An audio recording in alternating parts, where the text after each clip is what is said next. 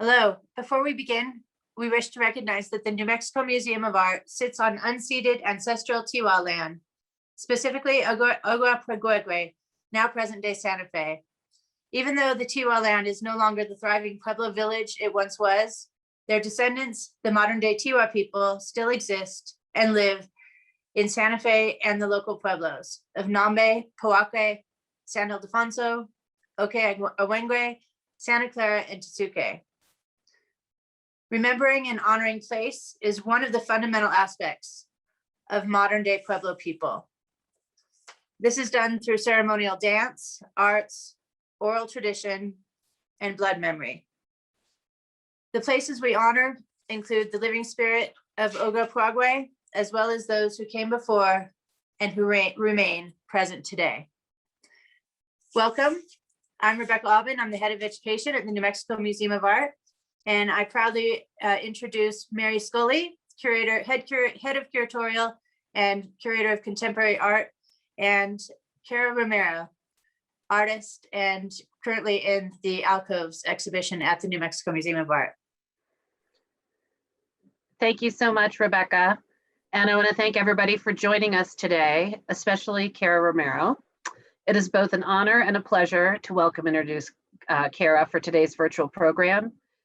Romero is a distinguished artist who has received numerous awards at both the Heard Museum and Santa Fe Indian Markets. She also received the Distinguished Alumni Award from the Santa Fe-based Institute of American Indian Arts. Born in Inglewood, California, Cara Romero grew up splitting her time between urban Houston and the rural Chemehuevi Reservation in the Mojave Desert, of which she is an enrolled member. Her striking photographs reflect academic study, which began with cultural anthropology at the University of Houston, followed by fine art photography at the Institute of American Indian Arts, and later technical photography from Oklahoma State University. All of these are reflected in her gorgeous photographs that add to and diversify cultural narratives. She is broadening representation that is most often dominated by Eurocentric perspectives, and in the process, combating exclusion and erasure. I look forward to discussing all of these as we dive into the program. Cara will present and discuss her work and hopefully share some of the projects she's working on in Southern California. After the artist presentation, there'll be time for some discussion and questions and answers. I will keep my eye on the chat box, so please use both of those features. And then without further delay, I'm truly thrilled to introduce Cara Romero. Thank you, Cara, and thank you so much for joining us today.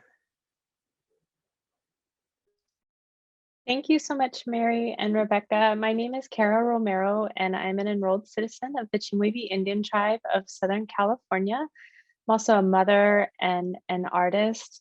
I am a contemporary fine art photographer making work on the intersection of Native identity and pop culture. Without further ado, I'm going to go ahead and share my screen and walk through a little autobiography and share about a little bit more about my work that is there. Let's see. So I can't see you anymore, but how does that look? Can you see that? That's perfect. And I love those earrings. Thank you. Mary did a wonderful job with my biography. I was born to interracial parents in the late 70s and moved to the reservation with my entire family in 1979. Later on, my parents split, and so I spent most of my formative years going back and forth between the two sides of my family. My Anglo side, that was at that time, had relocated from California to Houston, and then my father's side of the family on the Chemehuevi Valley Indian Reservation in the heart of the Mojave Desert of California. Our tribe is along the California waterfront of the Colorado River, and that's the desert landscape that you can see behind me on this great zoom backdrop. One of the things that I learned pretty early on, going back and forth between cultures and two worlds, was that most of mainstream America had very little understanding of what contemporary reservation life was like. the diversity of the many Native North American tribes. Certainly didn't understand what it was to be a California desert Native person. And so, you know, I just grew up with this very deep understanding of my reality and the family from where I hailed and the landscape from where I hailed from. And this really distinct notion that people had no idea who we were as a people and as human beings. And so I think from a very early age, I wanted to tell a modern story of our beauty, our resilience, our humanity as Native peoples. And so this went all the way up and through my college experience as, you know, beginning as a cultural anthropology major at the University of Houston. Still, everything was taught as bygone, only in historical context, and, you know, only with historical depictions of Native Americans in textbooks. And I simultaneously took my first black and white film class at the University of Houston, and had a wonderful instructor named Bill Thomas. I had never picked up a camera before, never picked up a real camera, I would say, before the age of about 20 years old. And he spent extra time with me, teaching me how to use the camera and use the settings, but he emphasized content over technical ability. And he was just one of those people that changed my life. And while I had a lot of catching up to do technically, I knew immediately that I had a lot to say. And so that was how I came into the love of photography. And I did what 20-year-olds do, and I ran off to art school, which is what brought me to Santa Fe, New Mexico. In 1999, I enrolled at the Institute of American Indian Arts in Santa Fe, New Mexico, and began an associate's, a journey to get my associate's degree in black and white film after leaving the university.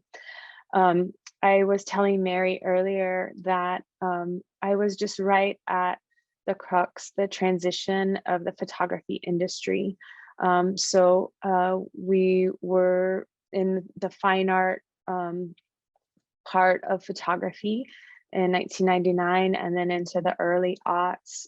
Film was very important, and digital had really not caught up to film at that time. It was from the fine art aspect of the industry, paled in comparison to film. And so there was this real tension between film artists and digital entrepreneurship of photography that was coming into play with journalism and the quickness of digital.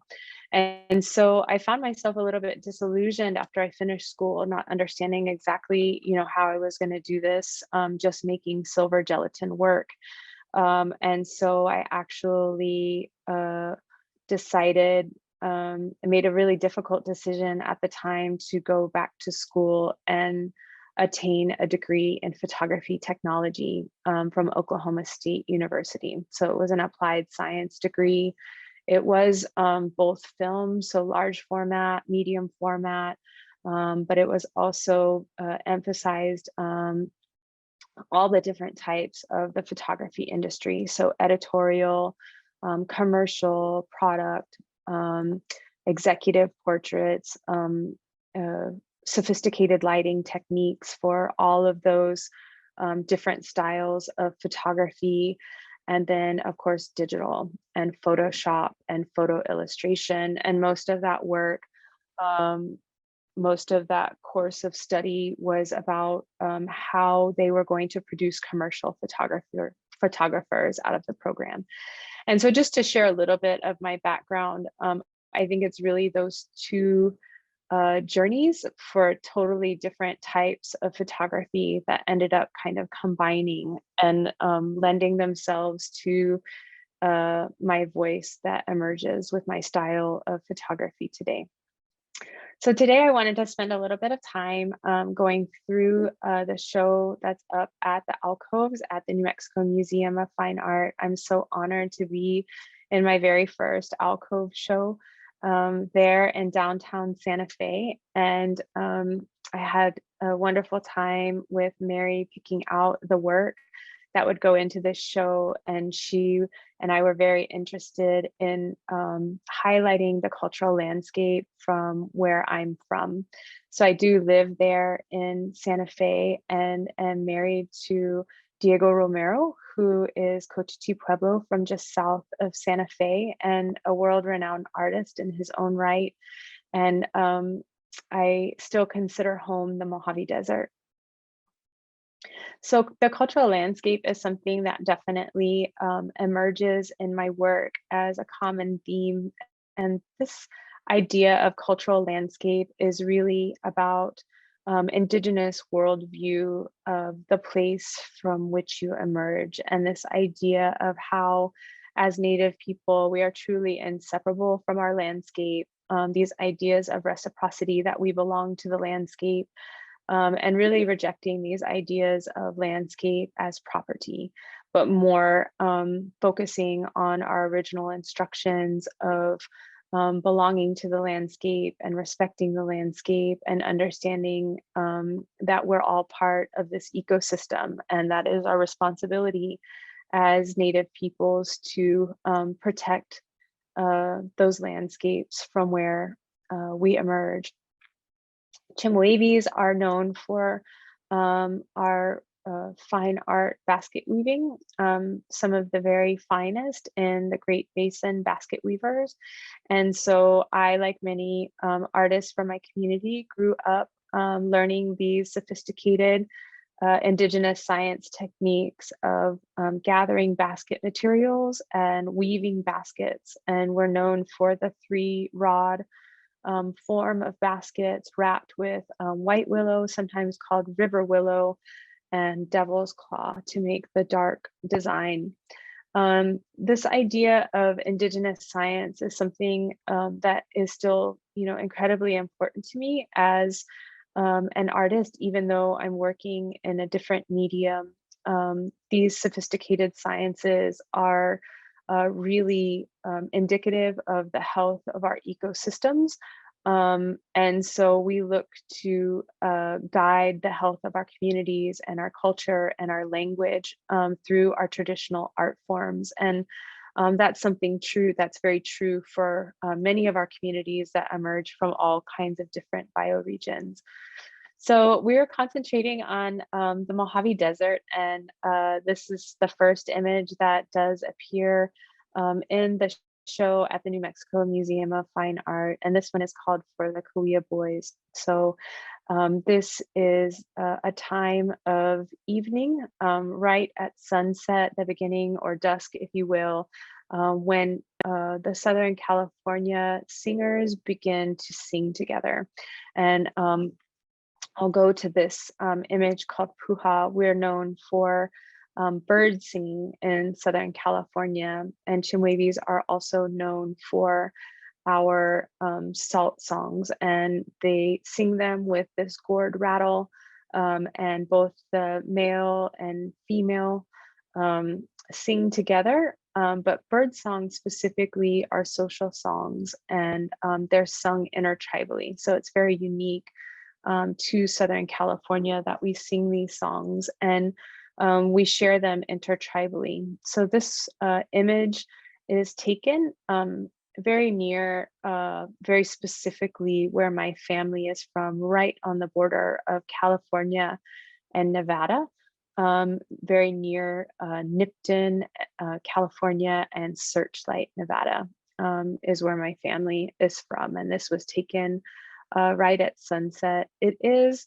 a composite image, so you can see this Joshua tree is so big. It's actually 3 photographs or negatives, if you will, stacked together to be able to fit the Joshua tree in this one gigantic image. So you can see where the film separates in the middle, and then again 2/3 of the way up, and then at the very top of the image, so that the entire Joshua tree fits in. There's also vintage paper overlaid on the top of it, which is from my family's collection, and a different night sky. So that's where the stars are emerging in the image. So this is a use of photo illustration.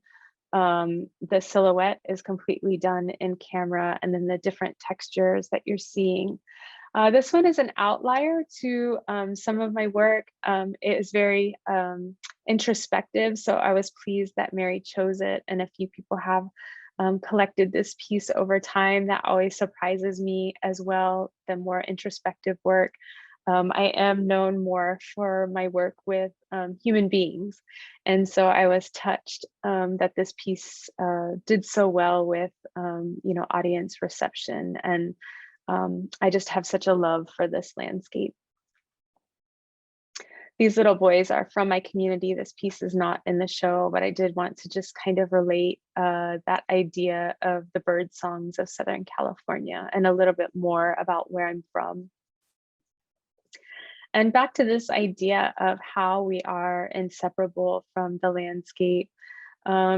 This is called Yucca Woman, and it is a silhouette taken next to the cholla cactus, which are also here behind me. They're very common to our landscape. I think a lot of people think of the Mojave Desert as very barren and very empty, but it's actually the second most biodiverse landscape in the world behind the rainforest. And so it's really thriving with all kinds of different life.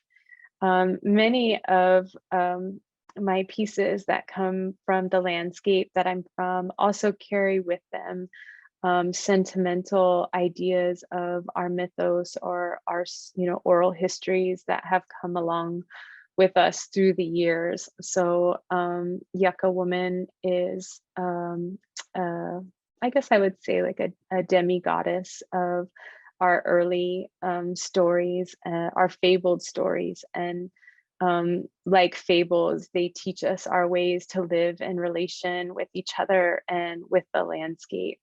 It actually features a young woman that I've worked with since she was very young. Her name is Sheridan Silversmith, and she'll show up in another photograph that's in the show as well.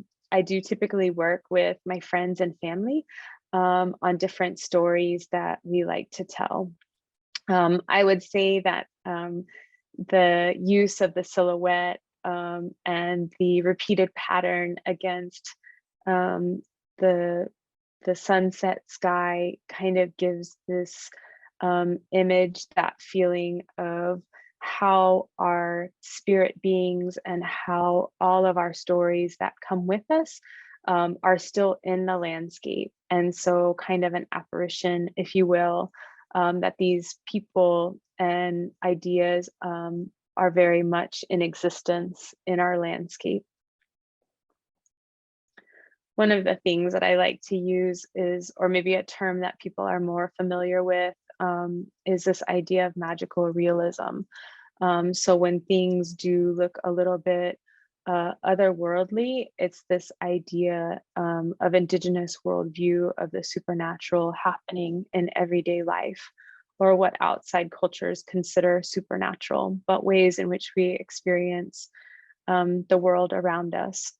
And so you'll often see ideas of linear time being thrown out as well, and these ideas of magical realism that emerge in my work.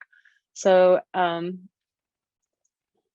there's a little bit more of the landscape that I'm from, and 4 boys from the community that you'll see emerge in many pieces of my work. They're growing up. So the little boy, let's see, in the passenger side of the front of the Cadillac on this one is that same little boy that's in the foreground of this photo, and the same little guy that's 3rd from the left in this photograph. So just sharing a little bit about that. This next piece kind of gets into the next theme of my work as well. And that's this idea of how we are fully astute in pop culture and mainstream America, as well as being very tied to our traditional cultures and our oral traditions and all of our cultural privacy simultaneously. So this is, of course, a direct reference to Abbey Road, with the very famous Beatles Abbey Road poster, but this one is called the 17-Mile Road, and it's the same 4 little boys on our very long road into our reservation. So a lot of tribes, when reservations were withdrawn, were placed in, really remote, really rural areas, as was our tribe.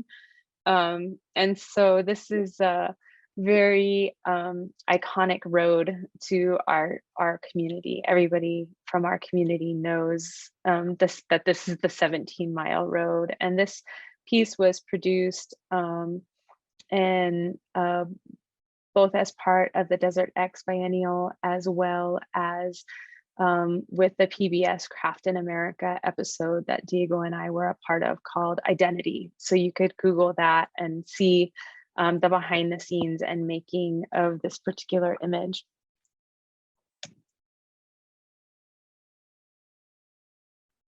So this journey to make more work that was very genuine to who I am and my identity was really wanting to get away from the stereotypical depictions of Native Americans that I grew up with.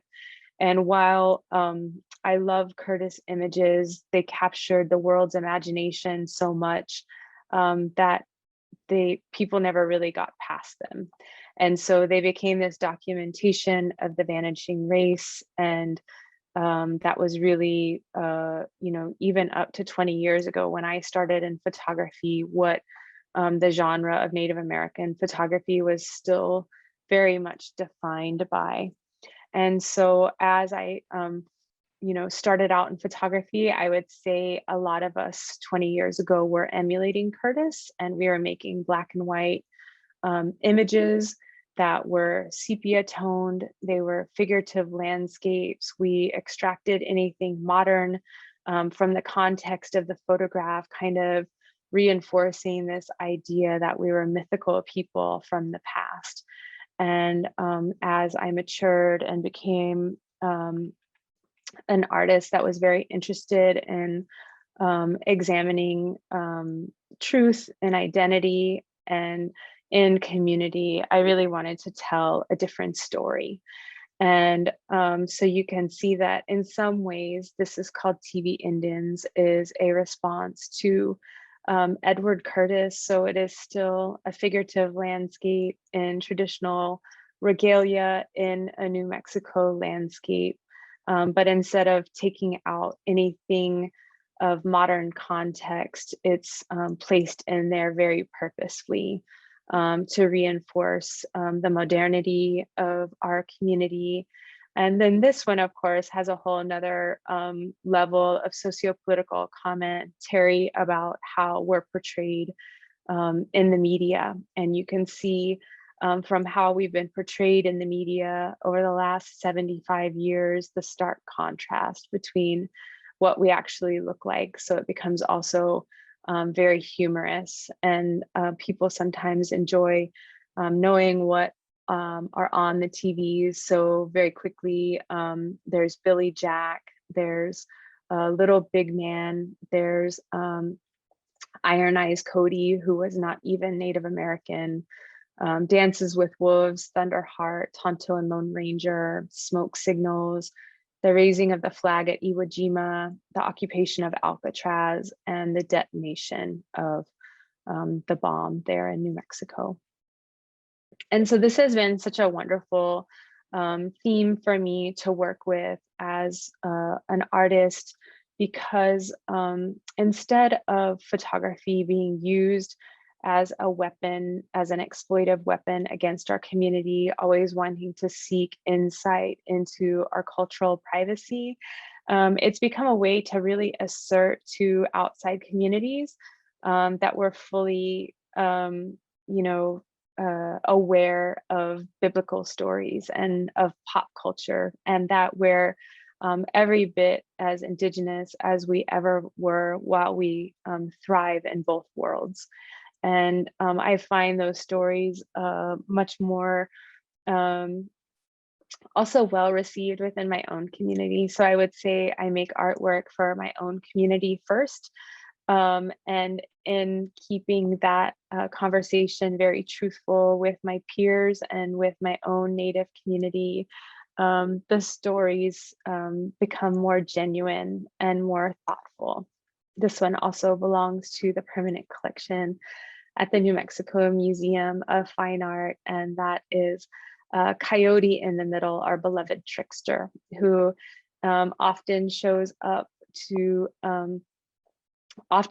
when mistakes are about to be made. And so we learn vicariously through his mistakes, but he also lends a lot of humanity to ourselves and to our ways of learning and being. And even though he always makes the wrong decisions, we love him anyways.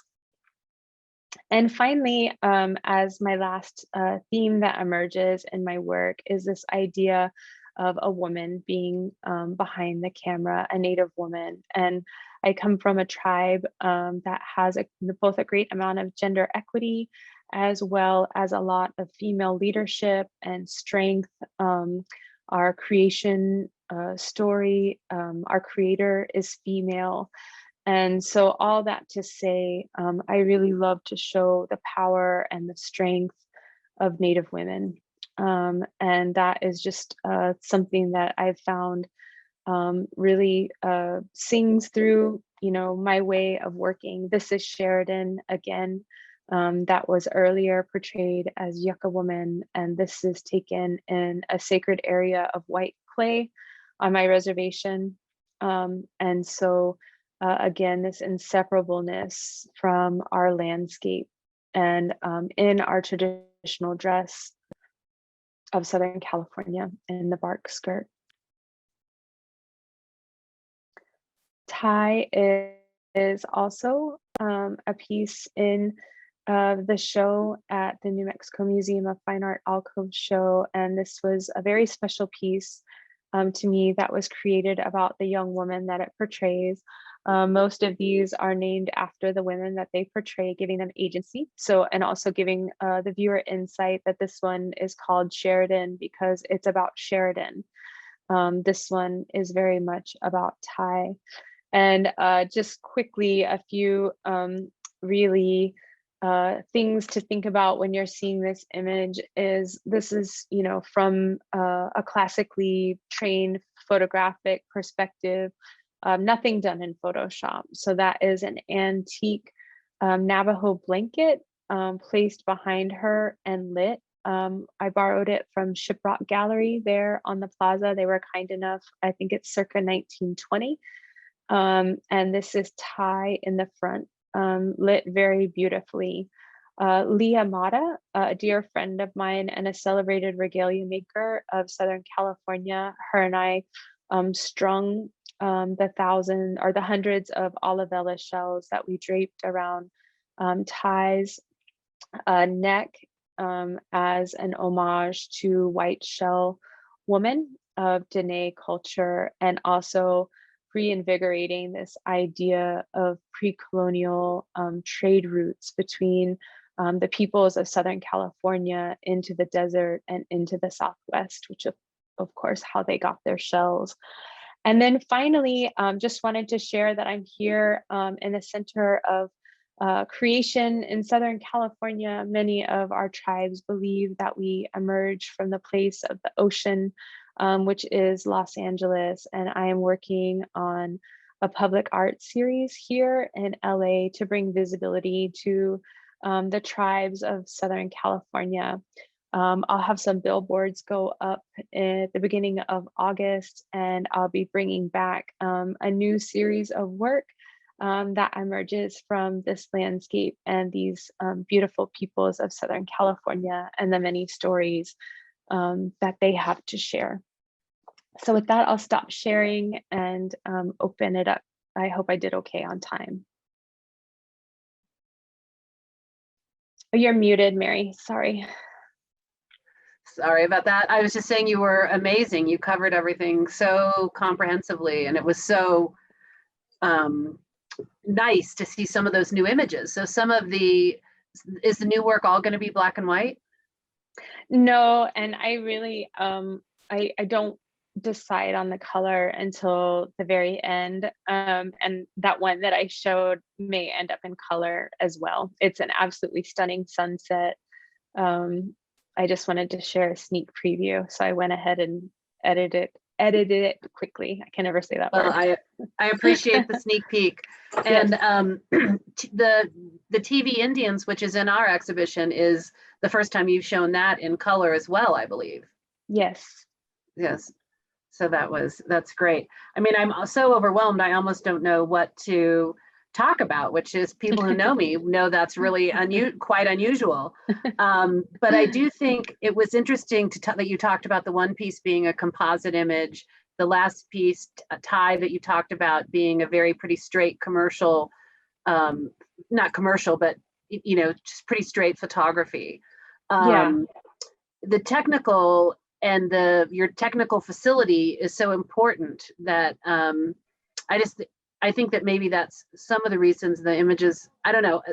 Do you feel like your understanding of the technical is what helps you get your message out in a way that is, that's really, it's not so much easy to grasp, but people see it and it feels familiar because it's so kind of right. And then you get to tell these more important stories that are kind of that are maybe under the radar. And actually, I guess that's because, like you said, it's clearly a female Indigenous artist behind that lens. That your voice is so strong. Thank you, Mary. And that's not usual. I think, photography is really so much about painting with light. And early on, when I fell in love with it, and that healthy compulsion about always wanting to get better, I don't think photographers are ever done pursuing, new lighting techniques and new ways to capture ideas. But I do think one of the things that I've learned is that just like there's a psychology to color in fine art, there's a psychology to lighting in photography, and you can evoke all types of things through a photograph. So for one, if you're trying to portray how contemporary we are as Native peoples, how things are ever changing but ever permanent, the use of sophisticated lighting techniques becomes really such a useful tool of communication. And then, I didn't know 20 years ago that photography would be so pervasive in our entire lives. Right now, I think we consume more photography than we do words. And so there's like this, it's almost become a whole language, if you will. And so I am really still exploring photography as a language, as a way to visually communicate a lot of our different stories. But yeah, capturing motion does something different than, letting it blur by. And then that idea, I feel very fortunate to have been trained in film at this point, because you said you were trained in film. And so there's this incredible emphasis on everything having to be done in camera, right? Right. Everything that can possibly be done in camera is done in camera, because no amount of photo illustration or Photoshop can ever change what a photographer can do if they have the skills to do that in camera. And I think all of those things combine to, I feel like I, have made it through all of this, strange, difficult schooling, and I'm able to portray my community in just this way that's never been done from within the community. And I see a lot more artists emerging that kind of are on the same path, and that really excites me too. because we have Yeah. a wealth of content and a wealth of beauty in our community. Well, and establishing a counter narrative. I mean, it's I don't even like to say counter narrative, but bringing forward a perspective that is contemporary and part of the mainstream. That's really significant. You talked about beauty, resilience, and humanity in the images, and I thought, yeah, that's everything that's in there. Like, I kept taking notes about, like the figures. There's like this comfort and assertiveness, but none of those things really captured what I was seeing in terms of the strength of the way you portray people. And even strength isn't the right word, but as soon as you said beauty, resilience, and humanity, I thought, yeah, that's exactly it. Those three, not that that's the only thing in there, but those three traits are what kind of give us a sense of, Sheridan as Sheridan in that one image, but also your skill when she's Yucca Woman. There is something that feels very connected to the land, but also very powerful and knowledgeable. They're the same person, and in some ways they both embody the same thing, but the story in those images or the impact of those images is just subtly different, and that's skill. Thank you. So I can't believe I'm at a loss for words, which is never really something that happens to me. But I wondered if you could so you talked a little bit about your project with the NDN Collective, and that's a major grant. You were one of 5 or 6 people, I think, awarded these. 10. 10. Oh, 10. Yeah. And it seems as though your emphasis of your work in terms of showing your community as a living, vital, non-historical set of people is really in keeping with their motivation. But this project in California seems like a perfect way to really make very public that statement. And I was really, I think, humbled and excited to have been selected, because I wrote a project really at the heart of my work since the beginning is wanting to bring visibility to Southern California Native peoples who have experienced a disproportionate amount of erasure in media and education. And one of the words that we use in Southern California is invisibility. And then, to layer on top of that, this idea that so many of the tribes along the coast and in some of the most expensive real estate were never federally recognized, and all of the multiple issues that mainstream America really has no understanding of. And simultaneous to that, this idea that Native peoples just press on and continue on, and they still have their cultures, and they're still, passing things down, or up, however you want to look at it, against all odds, and so really wanting to celebrate, what's going on here in the community, and really giving them the visibility through the NDN Collective. So I was just incredibly honored that they selected this particular project. I think, NDN Collective is a national Native-led philanthropic organization. Their tagline is to defend, develop, and decolonize. And they're doing that through a multi-faceted approach, and using art as one of the ways to do that, and really addressing, ways to change, public opinion and public policy through visual communication. And no better people to do it than Native people, to understand exactly what their community needs. And I was really delighted that that national board selected a Southern California project. And I hope that that continues to be an emphasis across Indian country, is to continue to support our brothers and sisters along the coast that don't have their federal recognition, that don't have land base, that face a lot of struggles that we don't as federally recognized tribes. So. Great. That's really important work.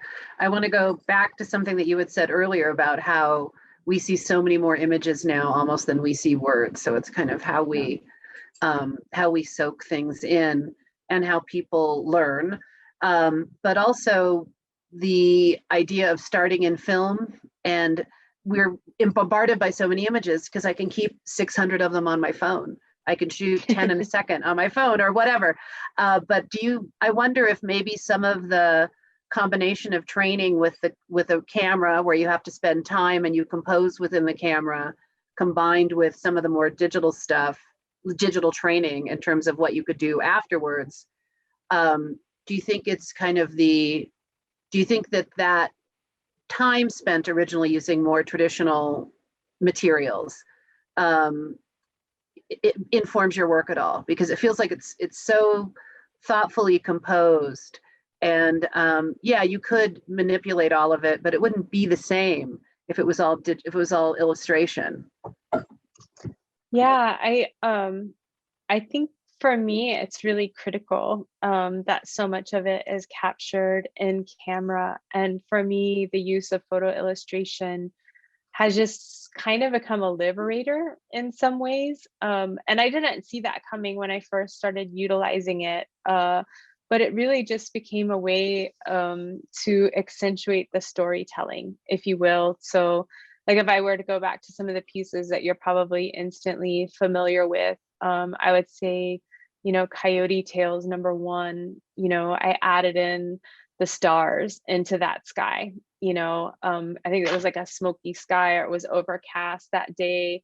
And so I added those stars into that background and pumped up the red. And so it's like, it gives these ideas of like, oh, they're really painting the town red. And, this is a coyote story at night. And you don't look at like everything else done in camera is just, so everything's there. You're not seeing anything. And the other things just kind of like take you into your imagination, I think is, a wonderful way to use photo illustration.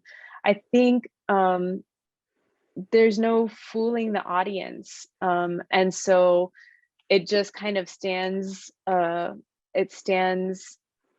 separate from images that are completely photo illustration and completely unrealistic. It really kind of, sets you firmly in both worlds. And I think that does make them kind of magical. Even more magical, is that they're really, based so heavily in reality. I love it when people are like, how did you do that? Like other photographers will ask me that all the time. And, really it's just going back to, most of them are like the equivalent of a double negative in the darkroom. If I had to there are two absolute distinct images, both done completely in camera, I could do most of what I do in photo illustration in the darkroom. I'm not doing too much more than that. So. Yeah, no, well, they're so striking. And when you talked about magic realism, I was like, yeah, that's exactly it. It's real, but there's something else going on kind of under the surface that's spectacular.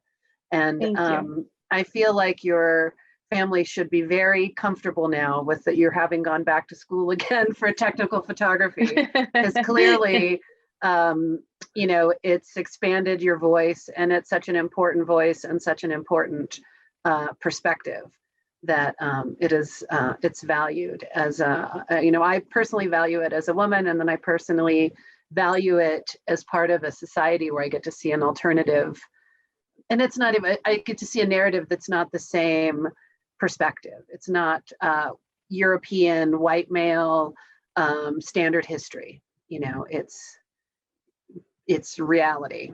The other thing that's interesting, and I don't know if that's because I'm in New Mexico now, is it's so nice to see a coastal and a desert scene that's not that I don't like images of pueblos or those kinds of things, but to place these figures in a landscape that's theirs, but is not necessarily how they're typically seen. No, I don't know but if that's yeah, just still me, but sister tribes from long ago. Yes, I'm so honored to live on Pueblo lands as well, and bring my community with me here. That I think there have been a few of us coming out here to visit and live probably for thousands of years, and and that's the way. So Yeah, I mean, but it's just, I think it's just that different scenery, and also the discussion of the biodiversity of that, which is, like you said, it's often seen as just desolate land with no life, but it's quite diverse. So, yeah. well, I think I'm going to tie this up. And thank you so much for your presentation. It was great to learn about you personally, as well as about your work. And I'm excited to see your completed project in California. Thank you so much for inviting me, and to all of the attendees today for taking time out of your schedule to join us. So Great, thanks. okay. And then I'm going to put a little pitch in for June 16th, JC Gonzo and Marietta Patricia Lees, who are also Alcove 2020 artists, will be having a conversation too. So please join us then on the 16th at 1:30 Mountain Time. Thank you, Mary. Thanks. And everyone behind the scenes too. Thank you. Yeah, thank you, Chris.